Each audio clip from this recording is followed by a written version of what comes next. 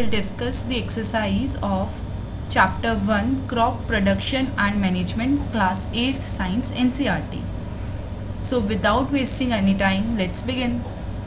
Our first question is, select the correct word from the following list and fill in the blanks. यहाँ पे हमें कुछ words given है like float, water, crop, nutrients and preparation. हमें ये words अपने fill in the blanks में use करने हैं. Our first fill-up is the same kind of plants grown and cultivated on a large scale at a place is called. ये हमको पता है सेम प्लांट को अगर हम एक बड़े स्केल पे ज़्यादा जगह पे ग्रो करेंगे तो उसको क्या बोलते हैं, उसको कहते हैं क्रॉप प्रोडक्शन. ठीक है, तो यहाँ पे आंसर आएगा हमारा crop. Next is the first step before growing crops is dash of the soil. Crop को ग्रो करने से पहले हमें सॉइल को क्या करना पड़ता है, तैयार करना पड़ता है. तो प्रिपरेशन ऑफ सॉइल. ठीक है, हमें पता है प्रिपरेशन ऑफ सॉइल क्या है. सॉइल को लूज़ करना, टर्न करना, जिससे कि उसकी फर्टिलिटी इंक्रीज़ होए, जो रूट्स हैं हमारी वो पेनिट्रेट कर पाए डीप इनटू द सॉइल. तो ये सारी स्टेप्स होती हैं प्रिपरेशन ऑफ द सॉइल में.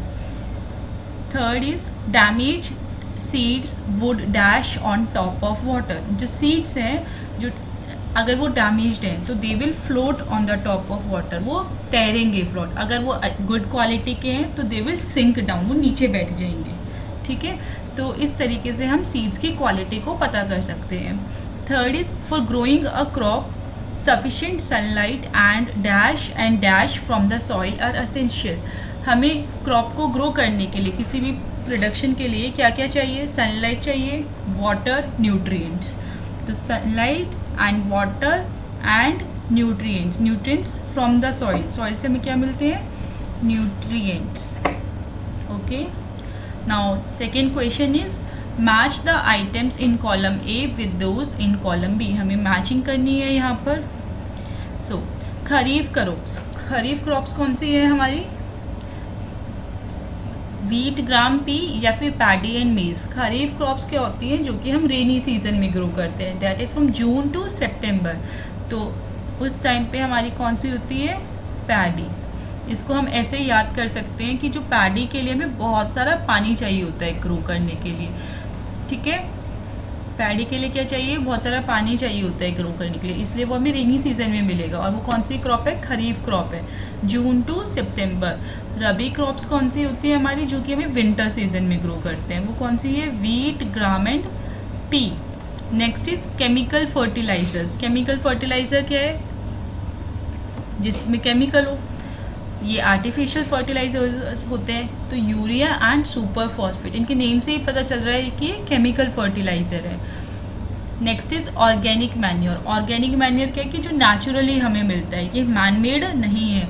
तो animal excreta, cow dung, urine and plant waste, all these are organic manure. ठीक है, next is give 2 examples of each.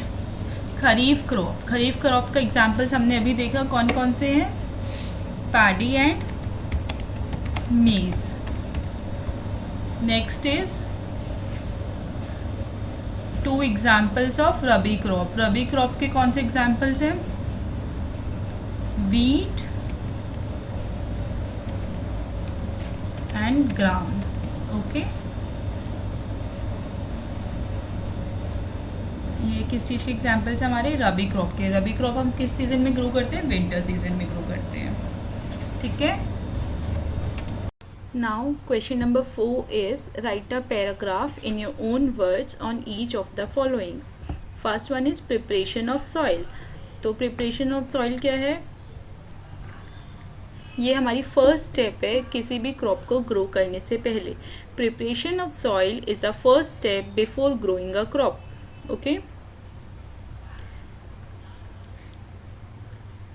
Preparation of soil is the first step before growing a crop. इस step में क्या होता है, जो soil है उसको लूज़ किया जाता है, जैसे प्लॉइंग करके. सो दैट जो रूट्स हैं they can penetrate deep into the soil, जो हमारी प्लांट की रूट्स हैं वो बिल्कुल अंदर तक सॉइल में जा सके। This helps the root to breathe easily, इससे हमारी जो रूट है वो ईजीली ब्रीथ कर सकेंगी। The loosened soil help in the growth of earthworms and microbes, loosened soil क्या करेगा, प्रमोट करेगी growth of earthworms and microbes, और जो ये माइक्रोब्स हैं ये क्या करेंगे, जो हमारी सॉइल लेयर्स में होती है उन लेयर्स को टर्न करेंगे। तो जो सॉइल प्रोफाइल के बारे में हमने पढ़ा हुआ है अपने पहले क्लासेस में, उसमें हमने देखा है कि सॉइल्स डिफरेंट लेयर्स में होती है, तो turning of these layers is done by microbes. तो these microbes turn loose and add humus to the soil, और इसकी वजह से क्या होगा, हमारे सॉइल की फर्टिलिटी बढ़ेगी और जो न्यूट्रिएंट रिच सॉइल है वो टॉप मोस्ट लेयर मतलब सबसे ऊपर आ जाएगी प्लांट के, and plants can use this nutrients efficiently.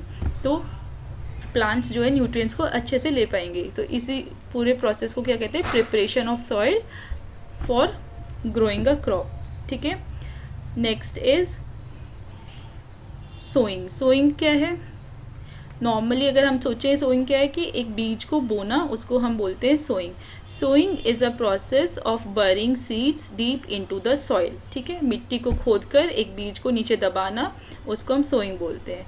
तो सोइंग से पहले क्या करते हैं, before sowing farmers select high quality yielding seeds. अब अगर लो क्वालिटी के सीड्स होंगे तो अच्छी प्रोडक्शन नहीं होगी तो फार्मर्स को लॉस हो जाएगा। इसलिए सोइंग से पहले फार्मर को क्या करना होता है, सीड्स की क्वालिटी चेक करते हैं कि ये गुड क्वालिटी का है या बैड क्वालिटी का है। देन डिफरेंट टूल्स यूज होते हैं सोइंग के लिए, ट्रेडिशनल टूल्स हैं और सीड ड्रिल है। ठीक है, नेक्स्ट इज वीडिंग। वीडिंग क्या होता है, जो अननेसेसरी प्लांट्स हमारे फील्ड में ग्रो कर जाते हैं अलोंग विद द क्रॉप, उसको रिमूव करने के प्रोसेस को वीडिंग बोलते हैं। Weeding is a process of removing unnecessary plants from the field. ठीक है, और ये क्यों ज़रूरी है, weeding is necessary since weeds compete with the crop plants for water, nutrient, space and light. जो वीड्स है, हमारे वीड्स है, अनवांटेड प्लांट है, ये भी एक पौधा ही है पर इसकी हमें ज़रूरत नहीं है अपने फील्ड में। हमने मान लो वीट की खेती की है, हम गेहूँ उगा रहे हैं, और अगर उसके अंदर कुछ और घास फूस उग जाएगा साथ में, तो वो क्या करेगा, उसको भी न्यूट्रिएंट चाहिए, वाटर चाहिए, स्पेस चाहिए, लाइट चाहिए, तो कम्पीट करेगा नेसेसरी रिसोर्सेज के लिए, जिससे कि हमारी जो मेन क्रॉप है उसको रिसोर्सेज कम मिल पाएंगे। इसलिए इनको निकालना हमें बहुत ज़रूरी है। So different ways of weeding क्या है, हमारी टिलिंग है और स्प्रेइंग वीडिसाइड्स है। और बेस्ट टाइम क्या है रिमूव करने का वीड को, best time for removal of weed is before they produce flowers. Flowering से पहले हमें उनको रिमूव कर देना चाहिए। Okay, this much was enough. Next is threshing. Threshing क्या है, threshing is a process of separating grain seeds from the chef. जो ग्रेन सीड्स है उसको शाफ्ट से सेपरेट करना, ठीक है, भूसे से अलग करना सीड्स को, उसको हम थ्रेशिंग बोलते हैं। It is done with the help of combine. Combine क्या है, एक मशीन है जिसकी हेल्प से हम ये प्रोसेस कंप्लीट करते हैं। और combine is a harvester as well as thresher. Combine एक हार्वेस्टर भी है और एक थ्रेशर भी है। Okay, our next question is question number 5. Explain how fertilizers are different from manure. So हम इस क्वेश्चन में डिफरेंस लिखना है बिटवीन फर्टिलाइजर्स एंड मैन्योर। ये हमारी एनसीईआरटी में ही इतना अच्छा गिवन है कि हमें खुद से लिखने की ज़रूरत ही नहीं है। Yes, it is here difference between fertilizer and manure. तो फर्टिलाइज़र क्या है, fertilizer is a man made inorganic salt. Fertilizer हमारा मैन मेड इनऑर्गेनिक सॉल्ट है। एंड मैन्योर क्या है, manure is a natural substance obtained by the decomposition of cattle dung and plant residues. Fertilizer क्या है, artificial होते हैं, इसको labs में, फैक्ट्रीज़ में बनाया जाता है। जो मैन्योर है हमारे ये फील्ड्स में बनते हैं, और ये डिकम्पोजिशन ऑफ कैटल डंग, जो काउ वेस्ट है, कैटल वेस्ट है, या प्लांट रेजिड्यूज है, लीफ है, स्टेम है, जो गिर जाती हैं सॉइल में मिक्स होके डिकम्पोज हो जाती है, तो जो नेचुरल सब्सटेंस बनता है ह्यूमस, वो मैन्योर में कन्वर्ट होता है। ठीक है, तो next point is fertilizer is prepared in factories and manure can be prepared in the fields. ठीक है, फिर fertilizer does not provide any humus to the soil. ये ह्यूमस नहीं प्रोवाइड करता क्योंकि ये नेचुरली फॉर्म्ड नहीं है। एंड जो मैन्योर है provides a lot of humus to the soil, moisture content बढ़ाता है ये सॉइल का. Then fourth is fertilizers are very rich in plant nutrients like nitrogen, phosphorus and potassium. Fertilizers में क्या है, प्लांट न्यूट्रिएंट्स प्रेजेंट है जो कि प्लांट की ग्रोथ के लिए ज़रूरत है, तो ये आर्टिफिशियली हम इन्हीं न्यूट्रिएंट्स को ऐड करते हैं. और मैन्योर में क्या है, manure is relatively less rich in plant nutrients, manure में प्लांट न्यूट्रिएंट्स कम होते हैं. So these are the 4 points we have to write it in our answer. Next is what is irrigation? Describe 2 methods of irrigation which conserve water. ठीक है, तो irrigation क्या है? The supply of water to crops at regular intervals. Crop को पानी देना, हमारे पौधों को हम पानी देते हैं, हम अभी घर में एक प्लांट को देते हैं, पर अगर पूरा खेत है और उसको हम पानी दे रहे हैं तो उस प्रोसेस को इरिगेशन बोलते हैं. The supply of water to crops at regular interval of time. Okay, 2 different methods of irrigation which conserve water. कौन कौन से 2 मेथड है? वैसे तो हम इरिगेशन के काफ़ी सारे मेथड्स है जो हमने अपने चैप्टर में डिस्कस किए हैं, पर जो कंजर्व करेंगे वाटर वो कौन कौन से हैं? Drip irrigation. ड्रिप इरिगेशन में क्या होता है, जो पानी है वो डायरेक्टली रूट्स में दिया जाता है. ठीक है, in this method water directly falls drop by drop directly near the roots. ठीक है, स्प्रिंकलर सिस्टम क्या है, ये क्या करता है, it gets sprinkled on the crop as if it is raining. जैसे कि बारिश हो रही है, एक फुवारा टाइप लगाते हैं और उसमें वो अपने आप फिर सारी क्रॉप्स में पानी देता रहता है, मैनुअली नहीं देना पड़ता है हमें. ठीक है, तो it is useful on the uneven land, uneven land पे यूज़फुल है, और जहाँ वाटर सफिशेंटली अवेलेबल नहीं है, and where sufficient water is not available. For example hilly areas में ये सिस्टम ज़्यादा यूज़ किया जाता है. ठीक है, our next question is question number 7. If wheat is sown in the kharif season what would happen? Discuss. अगर हम वीट को एक खरीफ सीजन में ग्रो कर देंगे तो क्या होगा? वीट क्या है? वीट हमारी एक रबी क्रॉप है, और अगर हमने उसको खरीफ सीजन में ग्रो किया तो हमारी क्रॉप डिस्ट्रॉय हो जाएगी. Wheat crop may get destroyed if sown in kharif season. This is the main answer. क्यों? क्योंकि उसको जो अपनी फेवरेबल कंडीशंस है ग्रो करने के लिए वो नहीं मिल पाएंगी. ठीक है, वीट को हम रेनी सीजन में ग्रो नहीं कर सकते. ठीक है, ये एक विंटर क्रॉप है. Wheat crops may get destroyed if sown in kharif season because of unfavourable temperature, pest and water requirement. Okay, किसी भी क्रॉप प्रोडक्शन के लिए उसका राइट क्लाइमेटिक कंडीशंस होना बहुत इंपॉर्टेंट है. Then wheat is a rabi crop and therefore it should be grown in winters only. Okay, our next question is explain how soil gets affected by the continuous plantation of crops in a field. मतलब अगर हम एक field में बार बार crops उगाते रहेंगे तो soil पे क्या इफेक्ट पड़ेगा? सॉइल कैसे अफेक्ट होएगी? सॉइल सही रहेगी, ख़राब हो जाएगी, क्या होगा? So let's discuss. जो हमारे प्लांट्स हैं, क्रॉप हमने करी है, क्रॉप यील्ड कर रहे हैं हम एक फील्ड में, तो प्लांट्स को क्या चाहिए? न्यूट्रिएंट्स चाहिए. Plants require nutrients from the soil to grow. Continuous plantation of crop, अगर कंटिन्यूस ग्रो करेंगे हम क्रॉप को in a field, results in depletion of soil fertility and nutrients like nitrogen, phosphorus and potassium. अगर हम बार बार crop उगाते रहेंगे, time नहीं देंगे सॉइल को, तो क्या होगा? जो हमारे मेजर न्यूट्रिएंट्स हैं, फर्टिलिटी है, वो डिप्लीट हो जाएगी, कम हो जाएगी, और जो सॉइल है वो बैरन हो जाएगी, सूखी पड़ जाएगी. वहाँ पे हम अच्छे से क्रॉप्स नहीं ग्रो कर पाएंगे, हमारी यील्ड अच्छी नहीं होगी. ठीक है, and hence soil become barren and not fit for crop production. Here should be not fit for crop production. Therefore, there must be a gap between crops in order to get a good yield. अच्छी yield के लिए उसमें gap होना बहुत ज़रूरी है. ठीक है, सो our next question is question number 9.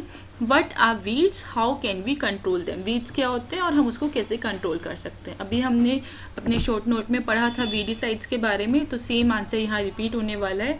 जो वीड्स हैं, वीड्स क्या होते हैं? अननेसेसरी प्लांट्स होते हैं जो कि हमारी क्रॉप के साथ उग जाते हैं. So weeds are unnecessary plants that may grow naturally along the crop. ठीक है, we can control them by using weedicides. या तो हम weedicides स्प्रे करें, ये केमिकल कंपाउंड्स होते हैं जैसे कि 2,4-D है हमारा, या फिर हमारा एक प्रोसेस है टिलिंग। टिलिंग क्या है? It is done before sowing of crop. जो रिमूवल ऑफ प्लांट्स होते हैं ना, लैंड को प्रिपेयर करते हैं, उस टाइम पे टिलिंग करते हैं, ठीक है। तो this much is enough. Next question is question number 10। Arrange the following boxes in proper order to make a flow chart of sugar cane crop production. अगर अब हमें शुगर केन की क्रॉप प्रोडक्शन करनी है तो सबसे पहले हमें क्या करना होगा? हमें इन बॉक्सेस को अरेंज करना है इन अ फ्लो चार्ट। तो आई होप कि आप लोग फ्लो चार्ट तो खुद से बना लोगे। इफ़ आई हेल्प यू, हम यहाँ एक छोटा सा मैं बता देती हूँ फ्लो चार्ट कैसा होता है।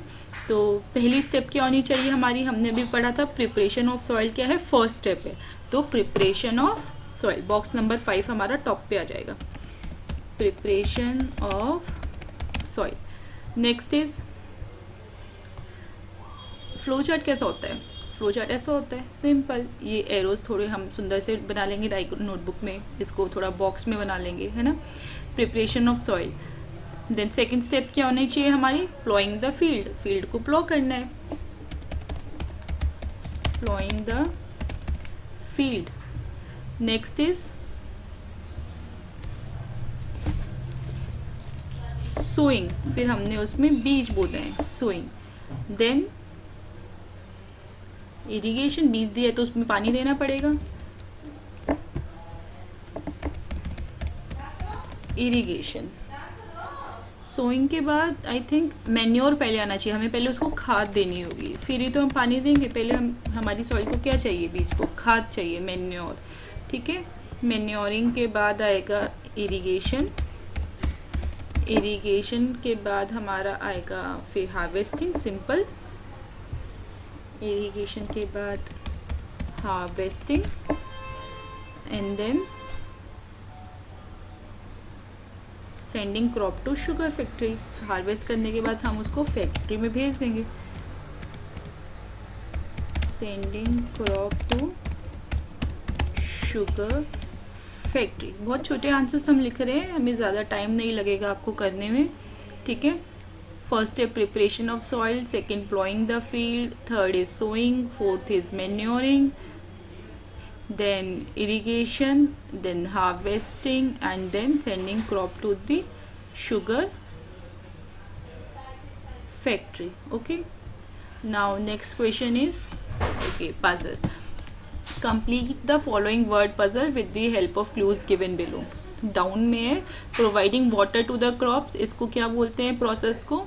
इरिगेशन।